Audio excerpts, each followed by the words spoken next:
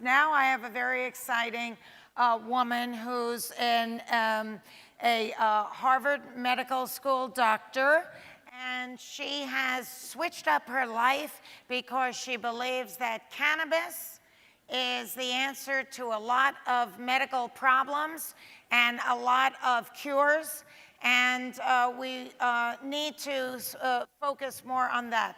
So I would like you to give a warm welcome to Dr. Uma, who's here to talk to us about breakthrough technology and science with cannabis. Come. Thank you, thank you. Mwah.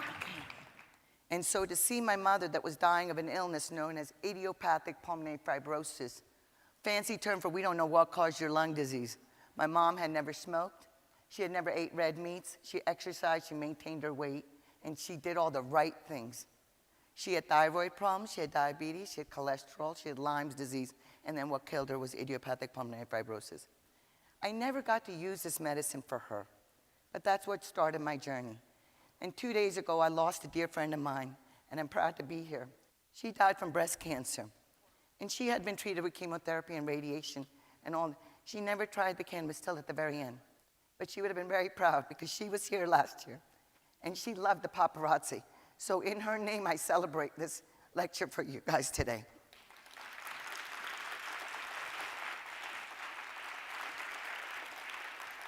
So my journey about the endocannabinoid system is, in one word, I say life, balance, homeostasis.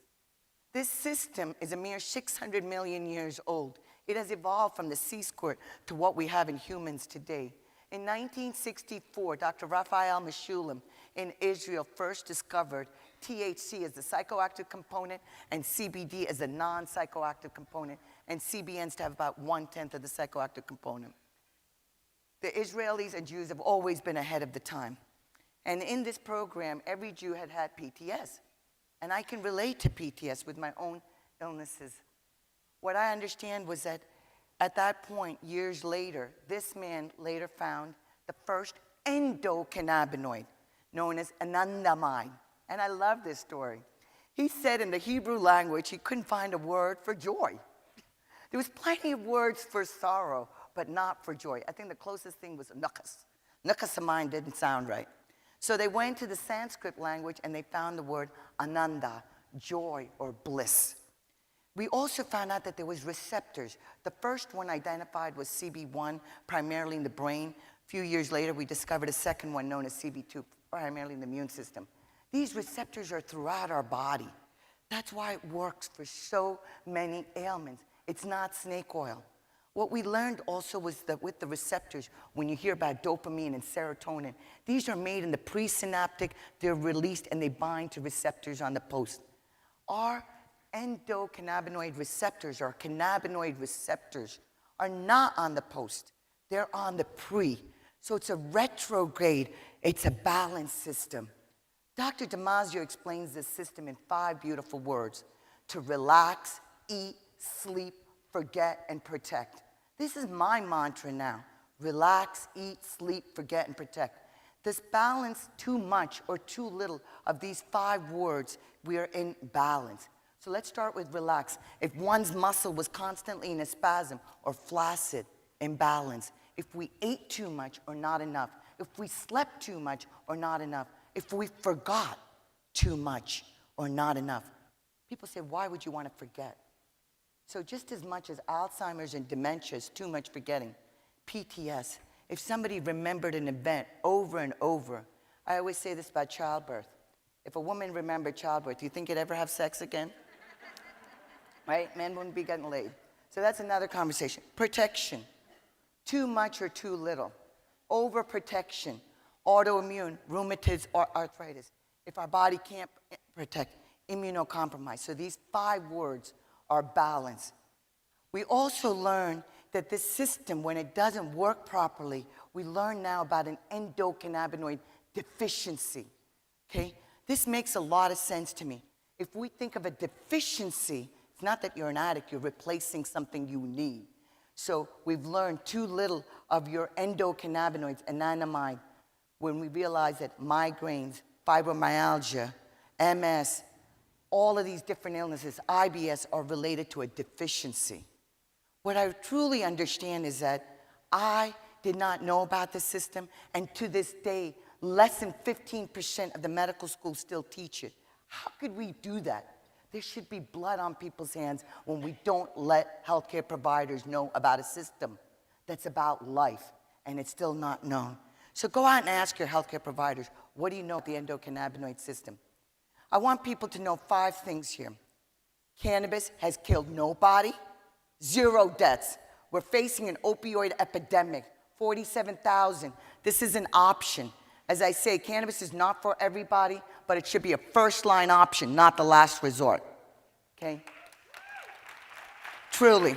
Your disease doesn't go away because you cross a state line. Why are we having separation for this medicine to be allowed throughout the nation?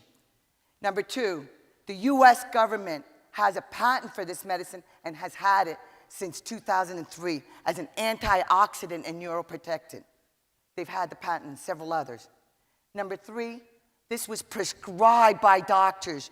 Today, I do not get to prescribe this medicine. I only get to recommend it because it's in Schedule 1 along with heroin, LSD, and ecstasy. Unacceptable, folks. Should not be. I'm fighting for it to be descheduled, not rescheduled. And that's a big difference, folks. If it gets rescheduled, it will be in the hands of pharmacy.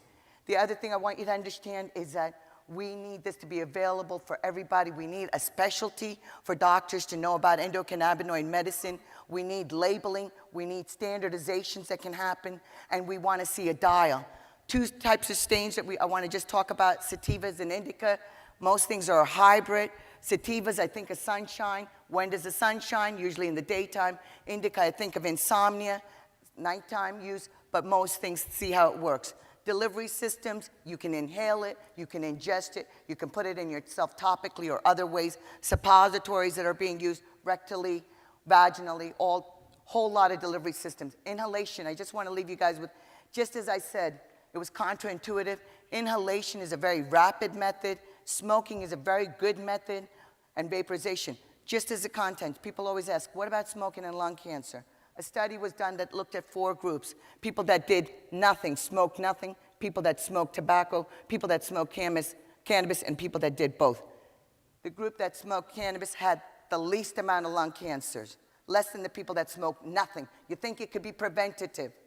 The other thing is that the groups between smoking and tobacco and smoking, people that use cannabis had less cancer than the people that use tobacco alone.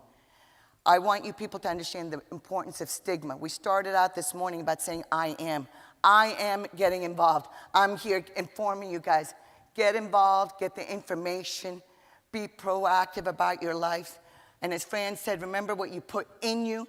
Hemp, cannabis was in this country as food, fuel, fiber, paper, and medicine. We replaced it with the Hertz, DuPont, Rockefeller, Carnegie, Mellon, and one badass mouthpiece that was Harry Anslinger. So let's all get the information. I want to leave you with my words. Cannabis is not an entrance drug. It's an exit drug from pharmaceuticals and narcotics. God bless. Thank you.